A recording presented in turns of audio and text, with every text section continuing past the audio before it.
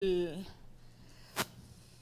aniversario del museo para hablar de la evangelización en el noreste de México. Sin embargo, no solo queremos hablar de la evangelización en el noreste.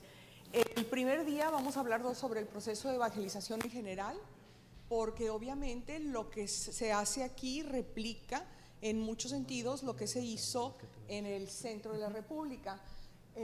Vamos a hablar el segundo día de la conquista espiritual y el tercer día, no, perdón, esto es todo hoy,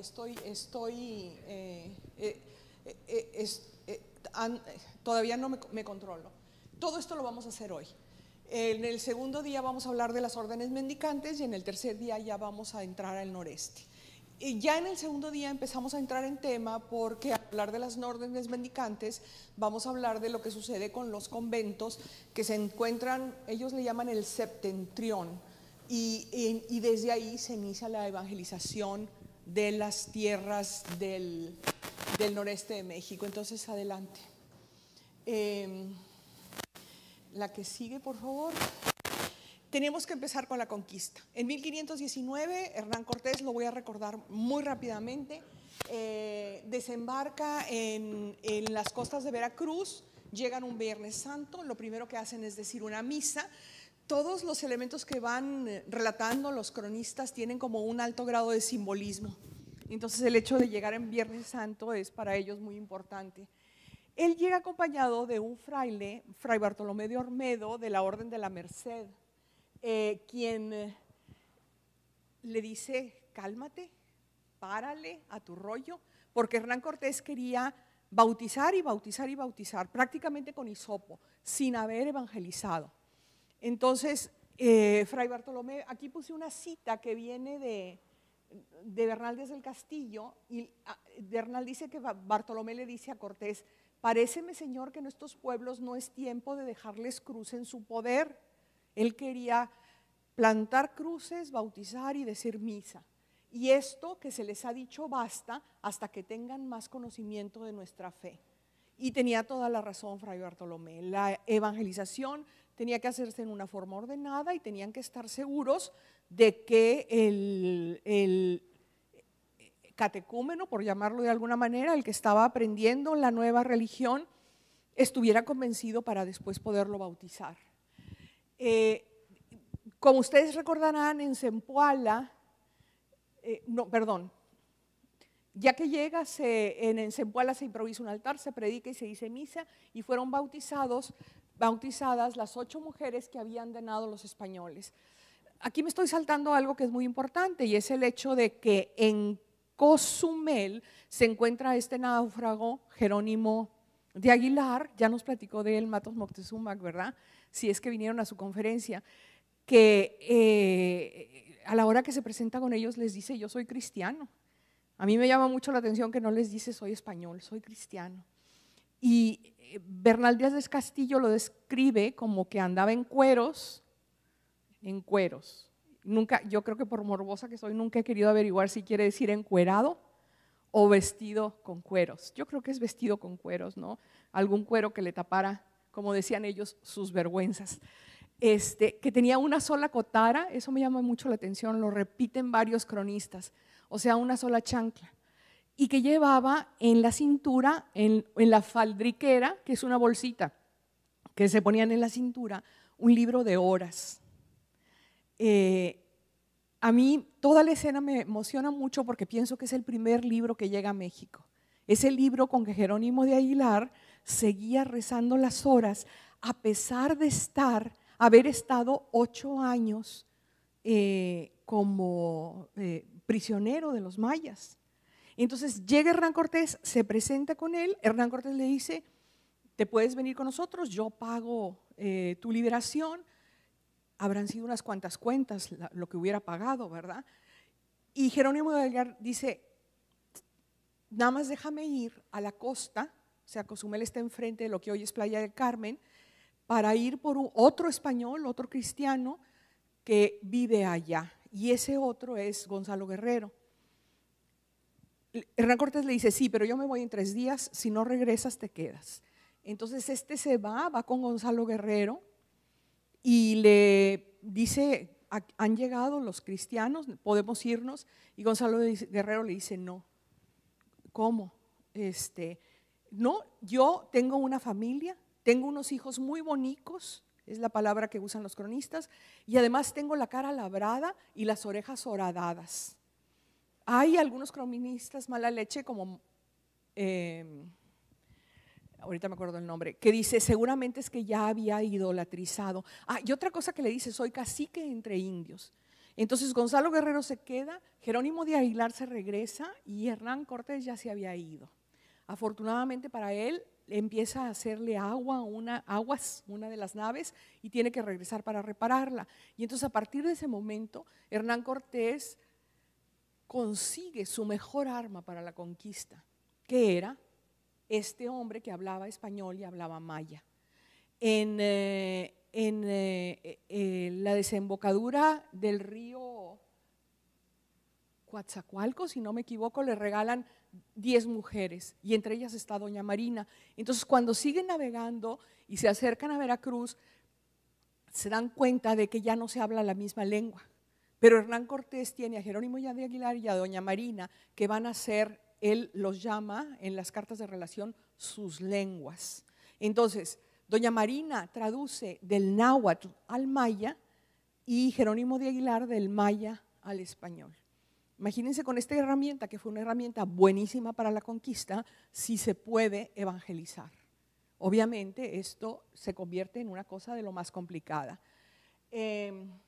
Para 1521 la Ciudad de México Tenochtitlan ya es definitivamente tomada. No voy a hablar de la noche triste ni de que tiene que salir Hernán Cortés de la Ciudad de México, simplemente sale, construye sus bergantines, sitia la ciudad y en 1521, el 13 de agosto, definitivamente la toma. Y se tiene que hacer, ya que están establecidos, un programa religioso. Por lo tanto, le pide al monarca que le envíe misioneros. Y entonces van a llegar 3 órdenes primero: los franciscanos, los dominicos y los agustinos. Los franciscanos llegan en 1523, 21 se consumó la conquista, en 23 ya había aquí franciscanos. Primero llegan 3 religiosos, entre ellos Fray Pedro de Gante, que es autor de la doctrina cristiana en lengua mexicana.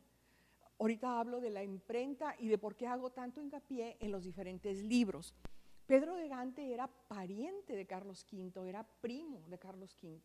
Me parece también muy interesante que son estos primeros misioneros formados con una gran cultura religiosa, que son los que llegan a nuestros espacios, ¿verdad? En 1524 inicia la evangelización metódica con la llegada de 12 franciscanos, otra vez un número simbólico, a la Ciudad de México. Fray Martín de Valencia venía como el superior de estos 12. Y Fray Toribio de Benavente, motolinial, que creo que conocemos por lo menos de nombre, también venía en el grupo. ¿Me das la que sigue? Después de los franciscanos llegan los dominicos en 1525. Me faltó algo muy importante del anterior. Te regresas. El problema lingüístico es algo importantísimo para los misioneros porque hay una gran cantidad de lenguas que se hablan. Hoy en día se hablan todavía como 80 lenguas indígenas en la República. Entonces eran una cantidad bárbara, lenguas y realizaciones dialectales de las diferentes lenguas. Entonces prácticamente los misioneros tienen como que dividirse el país y especializarse en cierto tipo de lengua. Todos obviamente van a dominar el náhuatl, porque el náhuatl era la lengua franca. Gracias a la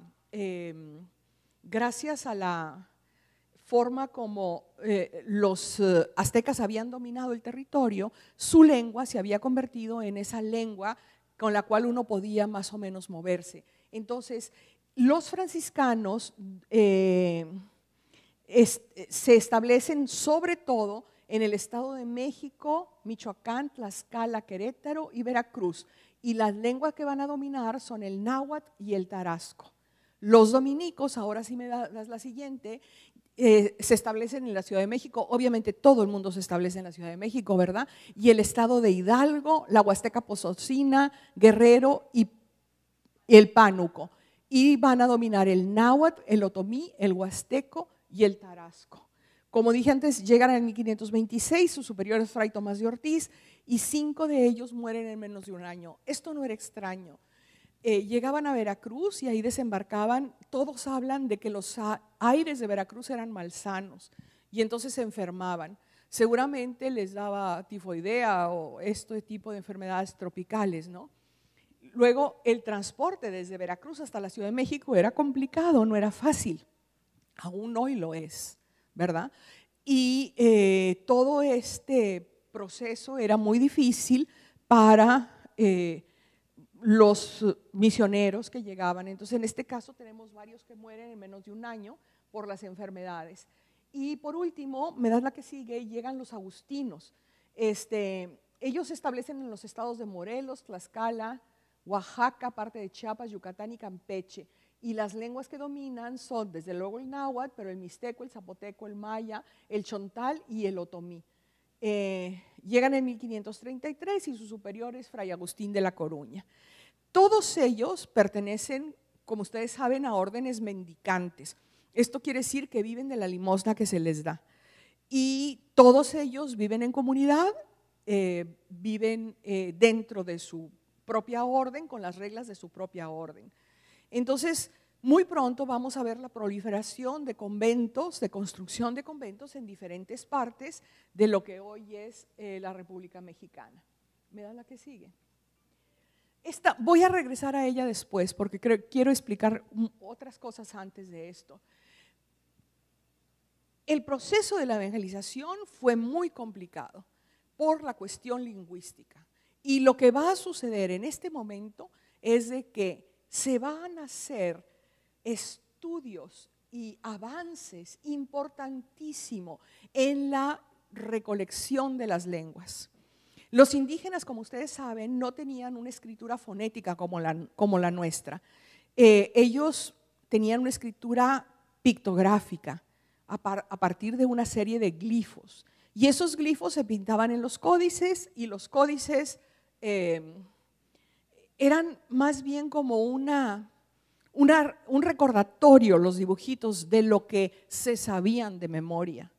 Entonces, los misioneros tienen la necesidad de verter, de poner en caracteres latinos, en nuestras letras, quiere decir esto, los idiomas de los indígenas, para poder aprendérselos. Entonces, le van poniendo a cada sonido del náhuatl o del otomí o del tarasco una letra que representa ese sonido. Por eso muchas veces vemos que fluctúa la ortografía. Y lo mismo se escribe Moctezuma, que Montezuma, que Motecuzomac. Era cómo lo oían y con qué letras lo iban a representar.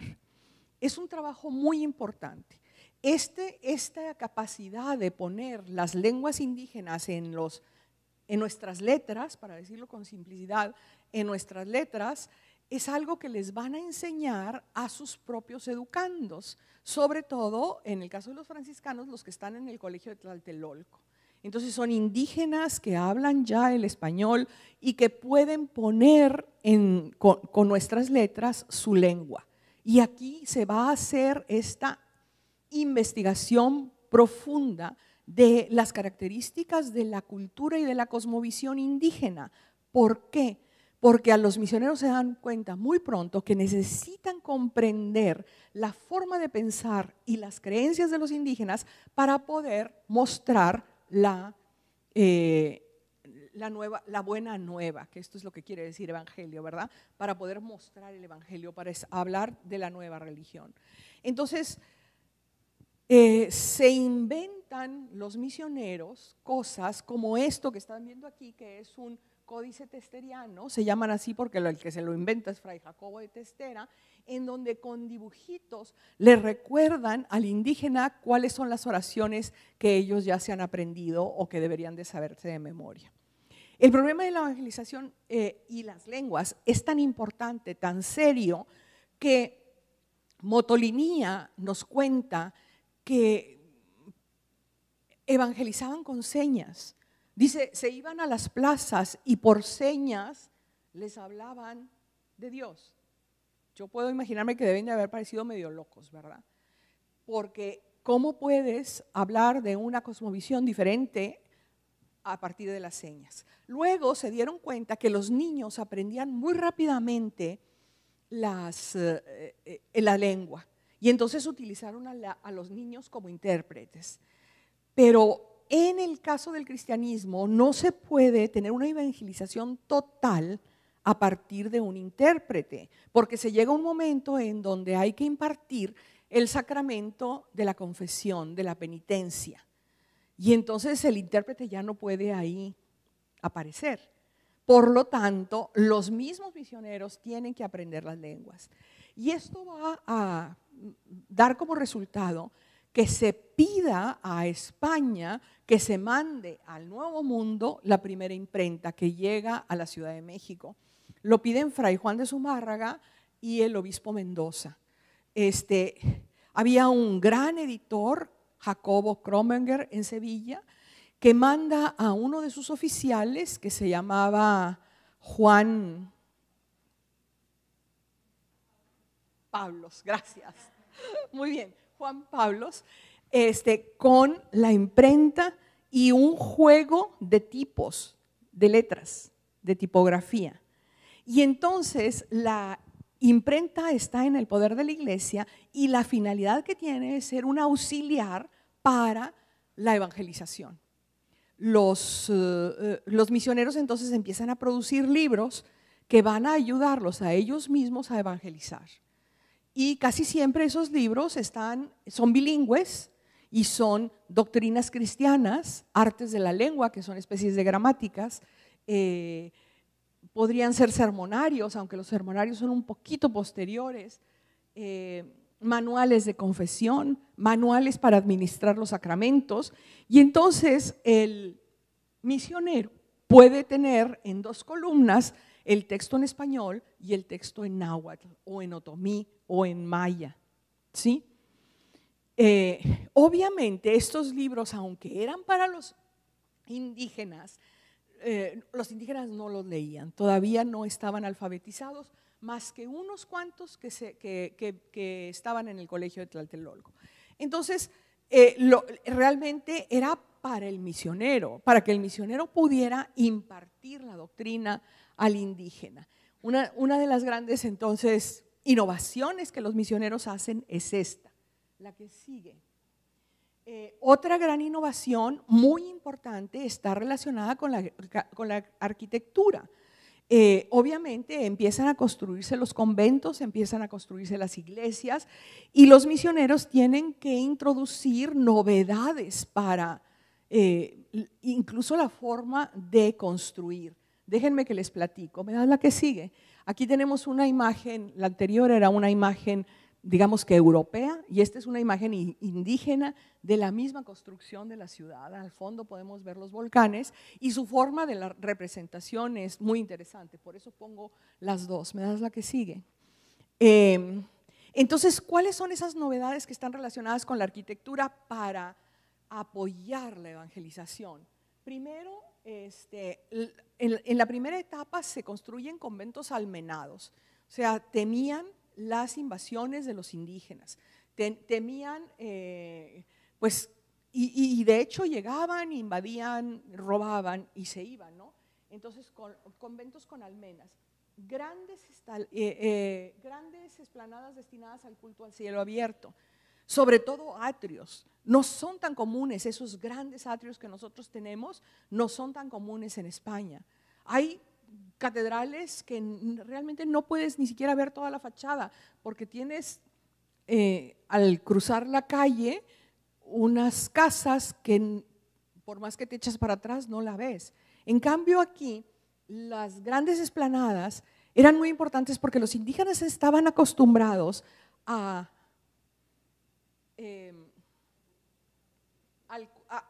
acercarse a sus deidades a cielo abierto, ¿sí? Sí, pero lo que me interesa aquí es el cielo abierto, ¿sí?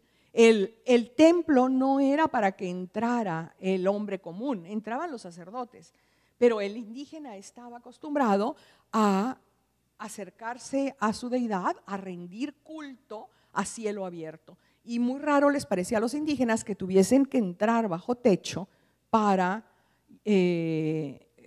rendir culto.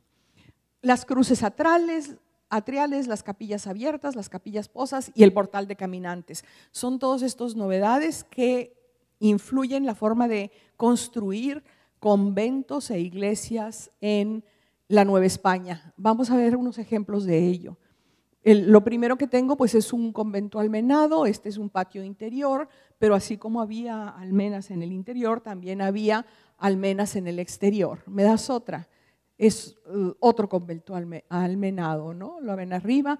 Por ejemplo, esto que ven aquí, se ve el arranque de las almenas que se han perdido. Pero aquí lo que tenemos es una capilla abierta. Ahora le explico lo que sigue. Fíjense, los conventos se pusieron en lugares estratégicos a partir de las rutas que había que recorrer.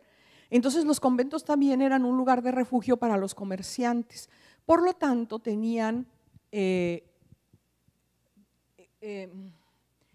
portal de caminantes. El portal de caminantes pues era una especie de corredor con arcos en donde los comerciantes podían refugiarse y pasar la noche. No podían entrar al convento porque los conventos eran conventos de clausura. Entonces se quedaban en el portal de caminantes, pero ahí eran atendidos por los misioneros que les daban comida y seguramente agua y las cosas que necesitaban. Pero este portal de caminantes me interesa en forma especial porque, como ven, hay un arco más grande que los otros. Y ese arco es un arco que está destinado a celebrar la Eucaristía, ¿sí? El Concilio de Trento había dictado una ordenanza en la cual la Eucaristía tenía que ser celebrada bajo techo. Y por lo tanto no podía nada más ponerse una mesa de altar y celebrar la Eucaristía. Se celebraba bajo uno de estos arcos, pero el resto del tiempo el espacio servía como portal de caminantes. ¿Me da la que sigue? Las grandes esplanadas. Las grandes esplanadas que eran estos atrios en donde se llevaba a cabo la evangelización, se llevaba a cabo la enseñanza.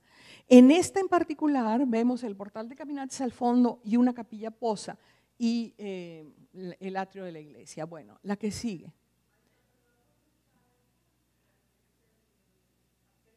Atrio de San Gabriel, y en la imagen se distingue una de las 3 capillas posas. Estas, no, la verdad, no me fijé en el detalle, tomé la imagen y la puse, pero debe ser…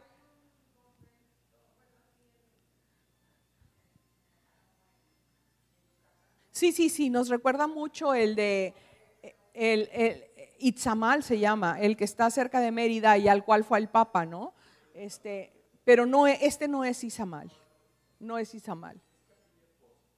Ahí voy, a la capilla posa. Aquí tenemos una cruz atrial y una capilla abierta, y yo creo que en la que sigue tenemos una capilla posa, vamos a ver. Una cruz atrial que se convierte en un lienzo para evangelizar, porque en esta cruz, si la pudieran ver con detalle, obviamente tenemos la cara de Cristo con su corona de espinas, pero también están ahí todos los elementos de la pasión. Están la escalera, están los clavos, están las cuerdas con lo que lo ataron, y en la parte de abajo una piedad.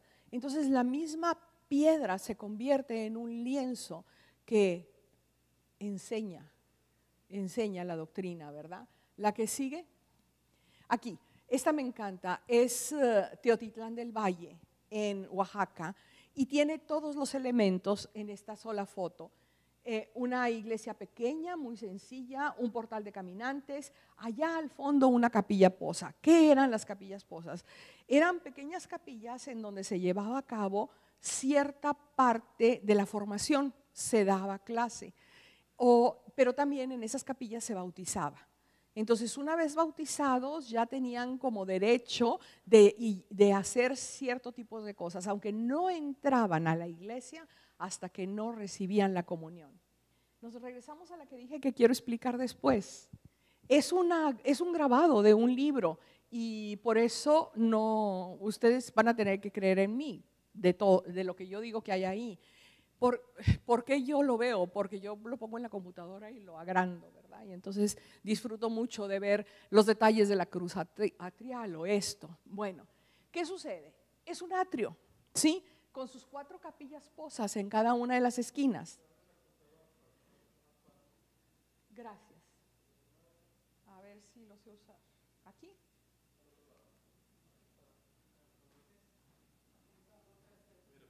Ah, ya entendí. Las 4 capillas posas, ¿sí? En el centro tenemos una representación de la iglesia, la Santísima Trinidad, que está sobre la iglesia, y aquí hay una especie de procesión que llevan a un muerto. Lo interesante es lo que dicen las letritas. Por ejemplo, en esta dice niñas, y en esta dice niños, y en esta dice mujeres, y en esta dice hombres. O sea, en cada una de las esquinas del atrio se juntaban diferentes grupos. Después tenemos, por ejemplo, esto, que es un códice testeriano. Los indígenas están sentados en el suelo y dice, Pedro de Gante discute la doctrina. Sí, no, pero no, todo. Y luego tenemos, aquí discuten la doctrina, hay un misionero y unos indígenas, y en esta parte de acá tenemos la creación del mundo. Es de lo que se está hablando ahí, el examen del matrimonio. La penitencia es lo que se está tratando aquí. Y aquí, Fray Martín de Valencia, prelado, tenemos la representación de los 12 frailes, y uno dice Fray Martín de Valencia y el otro creo que dice Fray Toribio de Meramente, no me acuerdo, no sé por qué no lo puse ahí.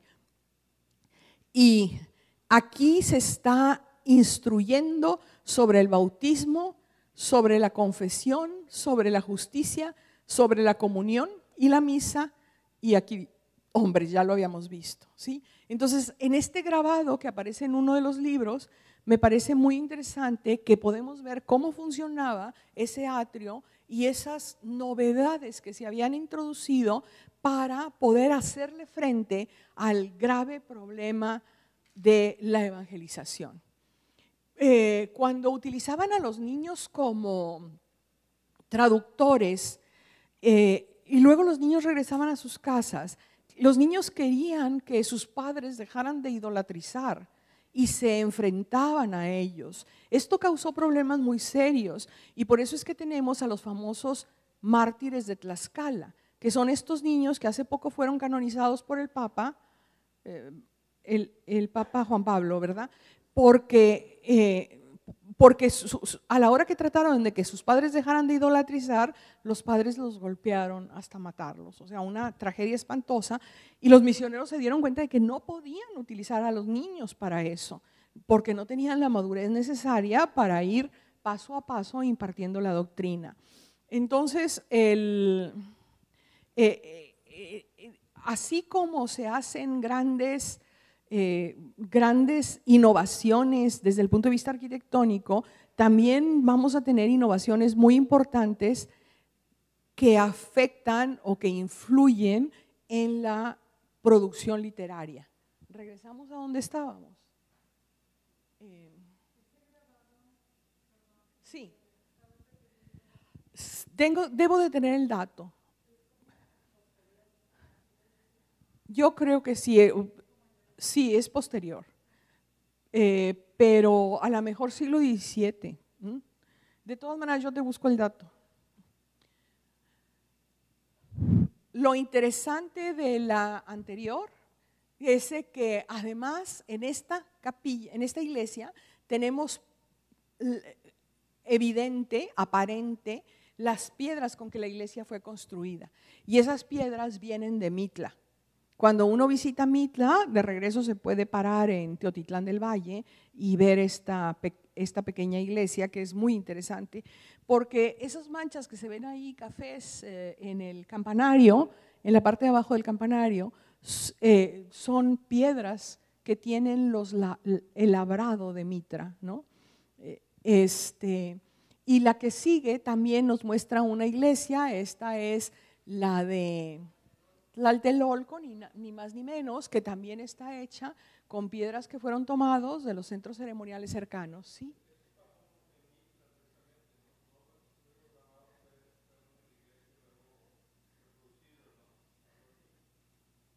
A ver, estoy hablando de la piedra labrada, dije grabada.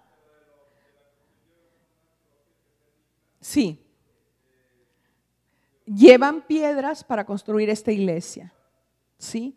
Y lo mismo sucede en Tlatelolco, que se construye la iglesia con piedras que pertenecían al centro ceremonial de Tlatelolco, ¿no? Entonces, otros ejemplos de esto, bueno, ahí pongo Mitla, Teotitlán del Valle y el Templo Mayor, ¿sí?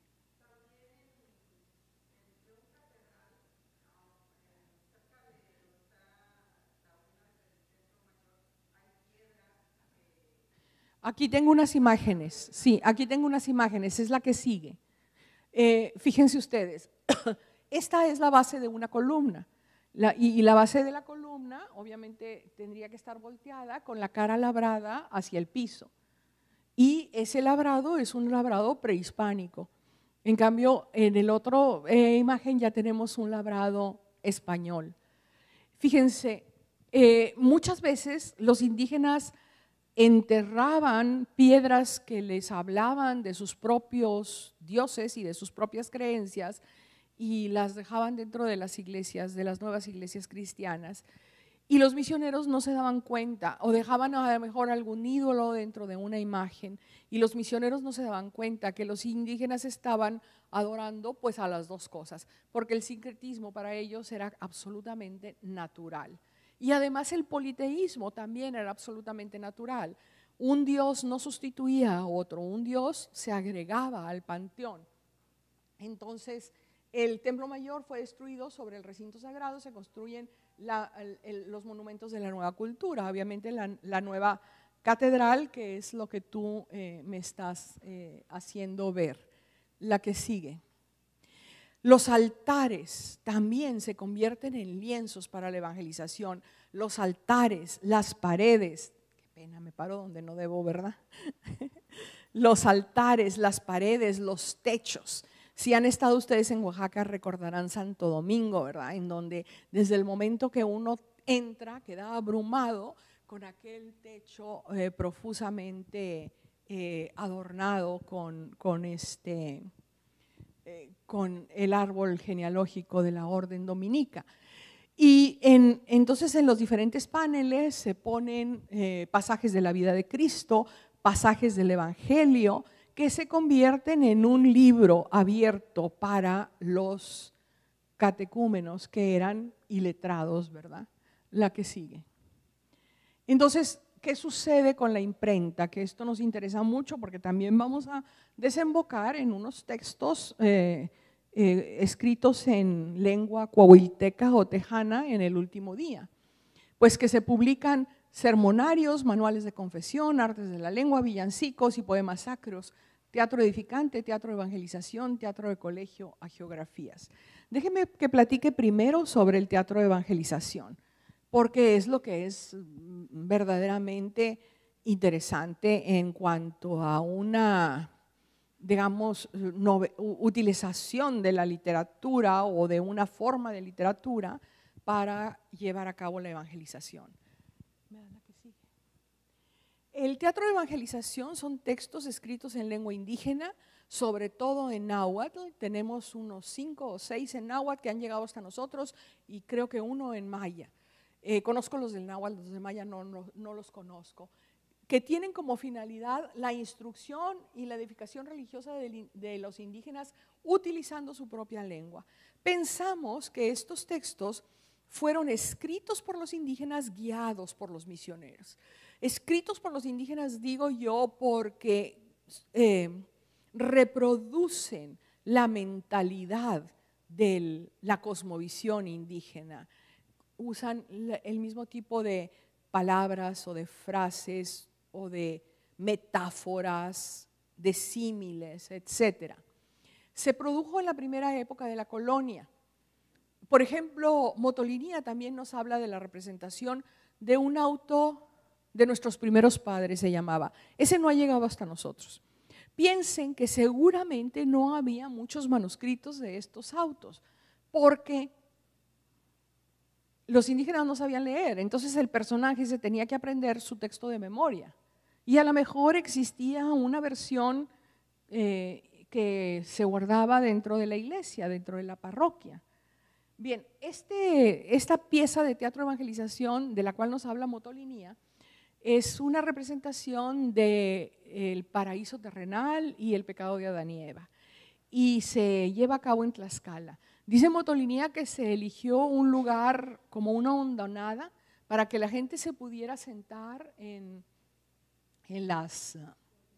la colina, ¿no? En los espacios, y que se hizo, la palabra que él usa es contrahecho, y esto quiere decir pues como una escenografía. El paraíso terrenal, con árboles frondosos, con muchas frutas, con muchos animales. Algunos animales eran de veras, pero estaban encadenados o atados de alguna manera. Otros animales eran contrahechos, o sea, de mentiras, de papel, de cartón, de lo que sea. Y Adán es tentado por Eva. Le lleva la manzana y dice Motolinía que va y viene Eva muchas veces para convencerlo hasta que lo convence de que peque, ¿no? Nos habla de la cantidad de gente que se juntó para ver el auto. Y nosotros nos tenemos que imaginar cuestiones que están relacionadas, por ejemplo, con la acústica. ¿Cómo podían escuchar las palabras que se llevaban a cabo entre Adán y Eva, o entre Adán y Eva y Dios? Obviamente tenía mucho que ver la parte escenográfica, escénica, y a lo mejor los textos no eran escuchados por todos los que presenciaban el auto. Se dan 3 ciclos importantes. Un ciclo que se llama el ciclo de Navidad, que obviamente se presenta en Navidad y del cual tenemos una herencia preciosa, que son las pastorelas actuales. En el ciclo de Navidad, la obra que se representa sobre todo es la adoración de los reyes. La adoración de los reyes. Nuestra herencia es la adoración de los pastores en la pastorela, pero lo que se presenta es la adoración de los reyes. El ciclo de Semana Santa en el que se representa la pasión, del cual tenemos también una herencia que está viva hasta la época, hasta la fecha, como la representación de la pasión de Iztapalapa. Siempre nos las ponen en el periódico cada Semana Santa. Y luego celebraciones patronales según los santos de las iglesias o escenas bíblicas, ¿verdad? Vidas de santos, etcétera. La que sigue. Este teatro de evangelización tiene como características, primero, una influencia directa del Huehuetlatóli. El Huehuetlatóli, seguramente han oído hablar de él, son las pláticas de los ancianos. Es una palabra que viene de Huehuetl, viejo, y Tlatoa, hablar, lo que solían decir los ancianos. Y eran textos didácticos que se repetían de memoria en ocasiones particulares. Entonces, por ejemplo, hay un texto precioso en el que la partera le entrega el niño al papá, el niño recién nacido, y el papá dice de memoria un texto que empieza más o menos así: mi chalchihuite precioso, mi plumita de quetzal, has venido a la vida como que quieres romper el cascarón, como que quieres abrir las alas, como que quieres empezar a volar. Bien, en el caso de la adoración de los reyes, repiten prácticamente las mismas palabras. Se acercan al niño, cuando llegan se acercan al niño y le dicen: mi chalchihuite precioso, mi collar de plumas finas, mi plumita de quetzal, etc. Entonces, por eso es que consideramos que estos textos fueron escritos por los indígenas mismos, guiados por los misioneros. Entonces se asimilan formas culturales precolombinas y por lo tanto tienen un lenguaje reiterativo que era muy importante para la memorización, tienen comparaciones y tienen paralelismos. ¿Me da la que sigue? El espacio escénico y la estructura funcional. Son obras muy sencillas, muy cortas además, en las cuales no existe una división en actos ni en cuadros. no existe una unidad de espacio y no hay tampoco numeración de escenas. ¿Me da la que sigue? Y aquí tengo la lista de los que han llegado hasta nosotros. Casi todos han sido publicados por García y Casbalceta y por, perdón, en la UNAM, sí, y por, ahorita me acuerdo del otro investigador, Orozco y Berran no, ahorita me acuerdo, siempre me pasa. Pero bueno, en las columnas verticales tenemos los nombres de las obras: el sacrificio de Isaac, la adoración de los reyes, la invención de la Santa Cruz por Santa Elena, la destrucción de Jerusalén y el juicio final. Sobre la adoración de los reyes tenemos dos textos, uno que se llama Auto de los Reyes Magos y el otro que se llama La adoración de los reyes, nada más. Todas ellas responden a una especie de matriz convencional, en las que primero se da una revelación. Vamos a hablar de la adoración de los reyes. En uno de los dos textos, en el Auto, dice que empieza en un lugar elevado, fuera de la ciudad, del pueblo, en un lugar elevado donde hay una estrella. Y entonces los reyes empiezan a hablar sobre esa estrella. ¿Qué significa? Hay algo precioso en las acotaciones de este texto. Dice que la estrella se mueve por un sistema de poleas. Me encanta porque yo digo, este es el origen de nuestra piñata. ¿Sí? Nuestra piñata navideña, que es una estrella. Entonces, empiezan a hablar y luego la estrella empieza a moverse y los reyes empiezan a seguir a la estrella. Entran al pueblo y se detienen, dicen las acotaciones, en una casa principal que tenga 2 pisos. Y salen, entran a la casa y salen al balcón con Herodes. Entonces, a la hora que salen al balcón, Herodes, que es un personaje muy ridículo, de esos que lleva a la risa fácil, ¿no? Está muy enojado porque sus sabios no le han dicho del niño famoso, ni de la estrella, ni de nada. Y les dice a los reyes que por favor, que bueno, que vayan, que lo adoren, pero que regresen y le diga dónde está. Para entonces la estrella ya se escondió, lo dicen las acotaciones.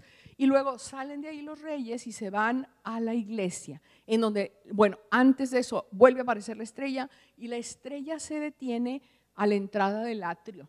Después los reyes entran en la iglesia, dice, donde se estará celebrando misa.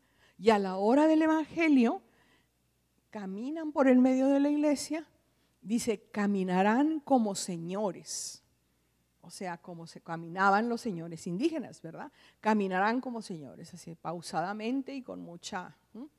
Y llegan hasta donde está la Virgen y el niño. En una de las obras, la Virgen, el niño y San José, ahí ponen, son personajes que no hablan. Entonces, muy probablemente pudieron haber sido imágenes. Y en otras sí son personajes que hablan. Y ahí, tanto Melchor como Gaspar como Baltasar se inclinan ante el niño y le dicen textos que, como les digo yo, se parecen muchísimo a los textos del Huehuetlactolli de cuando se recibe a un niño recién nacido. Bien, esto no es totalmente nuevo. Ya existían este tipo de obras en España en la Edad Media. En la Biblioteca Nacional de Madrid encontramos un manuscrito que se llama el Códice de Autos Viejos. Y ahí hay varios que tienen estos temas. Está la invención de la Santa Cruz por Santa Elena, el sacrificio de Isaac y los Reyes Magos. Textos muy antiguos, por ejemplo, el de los Reyes Magos del Códice de Autos Viejos es del siglo XIII.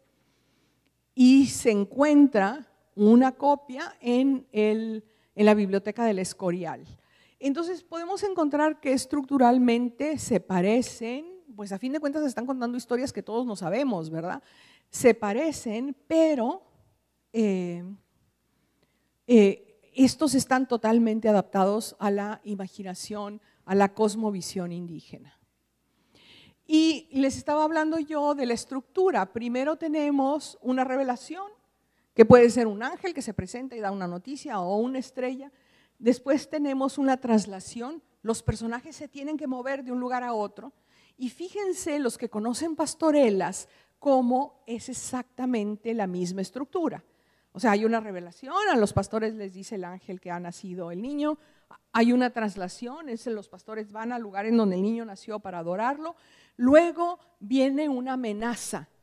Hay algo que impide que lleguen a cumplir con su cometido. Y después de la amenaza tenemos el triunfo y la corroboración. La corroboración sería como un sacerdote que sale al final como personaje y dice, porque esto nos enseña que ¿verdad? En el caso de el juicio final, el personaje central es una mujer que se llama Lucía y lo que están enseñando es que tienen que aceptar el quinto mandamiento. No sé si es el quinto, pero bueno, es el mandamiento de la iglesia, obviamente, no de los 10 mandamientos. Entonces, y por lo tanto que se tienen que casar, tienen que, si son polígamos, tienen que dejar a sus otros maridos o a sus otras esposas, tienen que elegir a uno y con eso se tienen que casar. Pero en la obrita de teatro, Lucía no quiere elegir y no quiere casarse y por lo tanto va a ser condenada. Toda la obra es muy interesante porque pide una escenografía en 3 niveles. Un nivel inferior en donde se encuentran los demonios y representa el infierno y dice que tiene que haber mucha pólvora y muchos cohetes para que el infierno se vea bien feo. Un nivel medio en donde sucede prácticamente toda la acción y un nivel superior de donde baja Jesucristo al juicio. Obviamente como Lucía no se quiere convertir, en el último momento, eso le llama mucho la atención a mis alumnos cuando lo leen, en el último momento Lucía quiere convertirse y el sacerdote le dice que no, que ya es demasiado tarde. Les digo, es que esta actitud es una actitud propia de Concilio de Trento. Vaticano II cambia totalmente las cosas y nos enseña que podemos arrepentirnos hasta el último momento, ¿verdad? Es mucho más benigna. Pero en Trento no, en Trento tenías que arrepentirte desde antes, según las enseñanzas, ¿no? Entonces se abre una escotilla y Lucía se va al infierno, truenan los cohetes y la pólvora y los diablos se quedan con ella, ¿no? Entonces deben de haber sido desde el punto de vista escénico muy impresionantes para los indígenas. Son obras muy sencillas, como dije antes, con un lenguaje muy sencillo, porque también los misioneros consideraban que tenía que ser, la enseñanza de la doctrina tenía que ser fácil. ¿Y qué sucede? Sucede que en realidad lo que están haciendo los misioneros es inventarse una forma de educación masiva. No tenemos televisión, no tenemos medios de comunicación, pero a través de esto reúnen al pueblo y enseñan algunas de las verdades de la religión. ¿Verdad que sigue? Las obras primeras que se publicaron destinadas a la evangelización, aquí aparecen, 1539, posiblemente es la primera obra impresa en México, se llama Breve y más compendiosa doctrina cristiana en lengua mexicana y castellana, que fue editada por orden de Fray Juan de Zumárraga en la casa de Juan de Kronberger. Aquí todavía no hablan de Juan Pablos, hablan de Kronberger. Es un librito en cuarto y tiene 12 hojas, o sea, es chiquitito. En 1540 un manual de adultos, en cuarto también, con letra gótica. Solo nos quedan las 2 últimas hojas de ese. Se descubrió en Toledo, posteriormente desaparecieron y volvieron a aparecer en un puesto de libros viejos en Londres. En 1543 la doctrina breve, muy provechosa, compuesta por el obispo de México, don Fray Juan de Zumárraga, escrito con C con cedilla. La que sigue. Y aquí tienen las imágenes de esas obras. Esta es la de Fray Juan de Zumárraga. Yo no sé si la habrá escrito realmente él o habrá sido un trabajo de los misioneros del convento y sin embargo queda firmada por él. Compuesta por el obispo de México, Fray Juan de Zumárraga. 1543. Entonces, regresen a las fechas que hemos dado: 19 el desembarco, 21 la toma definitiva de la Ciudad de México. Para el 43 ya tenían aquí la imprenta, ya estaban sacando libros. Antes, ¿no? El 36 ya estaban sacando libros que iban a ser apoyo para esa evangelización. ¿Cómo andamos de tiempo? Entonces, enseño 2 o 3 y abro a preguntas.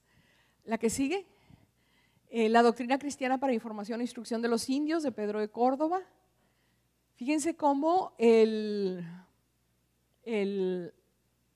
escudo arzobispal está siempre, muchas veces está presente. La que sigue, la doctrina cristiana en lengua mexicana es el náhuatl, 1553, esta ya aparece como de la imprenta de Juan Pablos. La que sigue, y unos sermones, suelen ser posteriores, fíjense, este es de 1724, pero los sermones solían publicarse en la imprenta y se usaban como libros de edificación. Y los sermones también son textos verdaderamente literarios, porque hay muchos que hablan de vidas de santos, y en santo se convierte entonces en una especie de héroe, ¿no? ¿Cómo se llama? San Ignacio de Loyola, convertido de adalid de la milicia terrestre en caudillo de la celestial, casi como si fuera una obra de caballería. Bueno, entonces hasta aquí llego yo y escucho sus preguntas o sus comentarios. Y otra vez pido disculpas, no se me quita la vergüenza. Tenía que haber salido, no sé, 2 horas antes. ¿Perdón? Mañana hay gente que dijo que iba a venir a las 6, entonces voy a recuperar esta plática y para ellos, aunque sean 3, se las voy a dar porque estoy muy apenada, y empezamos a las 7 en punto. Y también viene Paloma conmigo, ¿sí? Entonces va a ser a 2 voces, va a estar mucho más divertida. ¿Alguna pregunta? No hay preguntas. ¿Comentarios? Te van a dar el micrófono. A ver si, es que ya que mencionaste a Fray Juan de Zumárraga, la heterodoxia, o sea, se supone que era erasmista, ¿no? Hay discursos de Fray Juan de Zumárraga contra la adoración de imágenes por el estilo. ¿La adoración de qué? De imágenes, ¿no? Que eran de ideas erasmistas. No sé. No creo que vaya por ahí la cosa, porque realmente les preocupaba mucho la llegada de libros luteranos. Por ahí tengo un artículo escrito que se llama "Llegaron muchos hombres con libros luteranos", porque esos libros hablaban de la iconoclastia y no les convenía que llegaran las ideas reformistas a la Nueva España. Entonces, el control de los libros que llegaban a España era muy importante.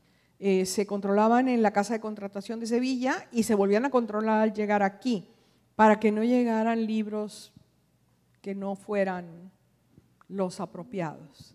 Pero los libros de los que yo estoy hablando se publicaron en México. O sea, estos libros en lenguas indígenas se publican en México. Bueno, pues sí. Otra pregunta.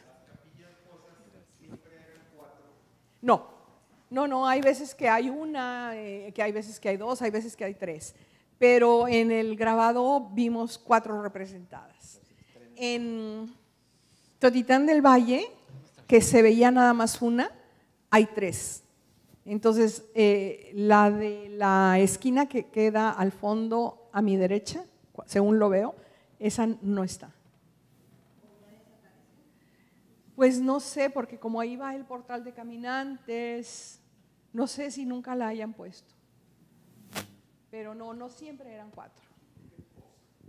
Poza, seguramente porque había una pila bautismal y entonces le llamaban poza, ¿no? No, una pila sencillita, así.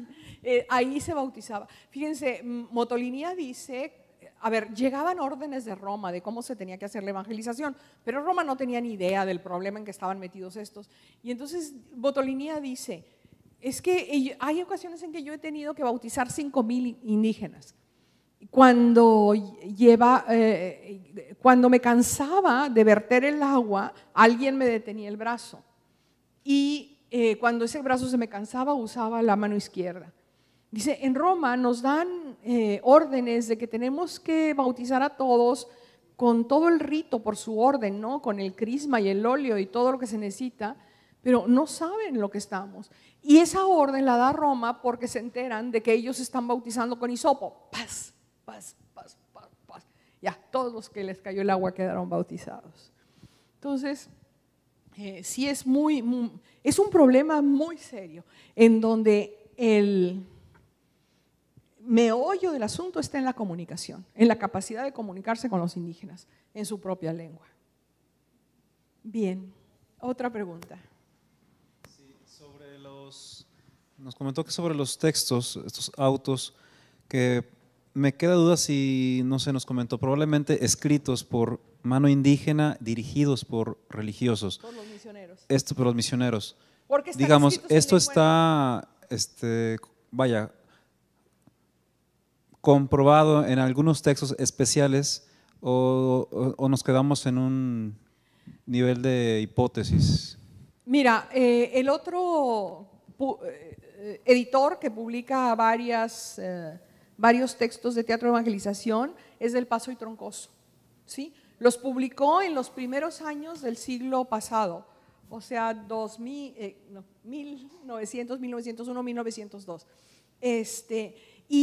Pues para mí es el gran conocedor, aunque hay posteriores, hay muchos estudios posteriores y hay libros publicados sobre esto, todo indica que la forma como tiene la capacidad de reproducir, de representar la mentalidad indígena, posiblemente todavía no la tuvieran los misioneros. Es también un poco lo que sucede con el Nipan Mopowa, en donde la Virgen de Guadalupe habla en náhuatl y habla como náhuatl. O sea, no habla como un español que está traduciendo al náhuatl. O sea, su pensamiento, mi niño, no me acuerdo de memoria del Nican Mopowa, pero le dice mi pequeñito, mi niño precioso, no sé qué, el más pequeño de mis hijos. O sea, es una estructura mental muy del náhuatl.